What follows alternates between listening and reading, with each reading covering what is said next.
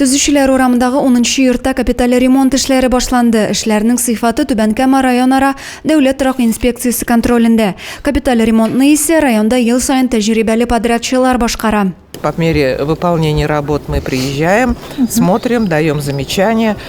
Вот потом, значит, подрядчики начинают подписывать акты выполненных работ и в конечном счете завершается актом приемки дома в эксплуатацию после завершенного капитального ремонта. Жылыту сезоны тәмамланганчы эшләр әлегә подвалда башкарылачак. Хәзер исә инженерлык шелтәрләре яңартыла, кайнар су трубалары алыштырыла. Сейчас пока занимаемся только заменой инженерных сетей отопления, горячей воды и отопления в подвальной части, то есть ниже нуля, так как остальные виды работ уже будут производиться после отключения системы отопления.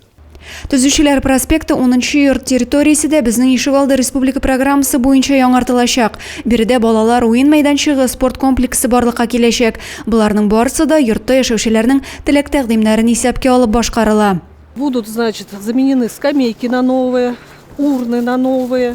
Будет на детской площадке установлен спортивный комплекс для детей, и будут для уже взрослых и детей будут спортивные тренажеры, то есть велосипеды, лыжи. Вот данный комплекс в этом дворе будет. Почему приняли решение такое, жители сами приняли. Зәйдә күп катлы йортларны ремонтлау программасы быел да гамәлдә, яңартыласы 20 йорт планга кертелгән. Капиталь төзекләндерү 15 августка төгәлләнергә тиеш.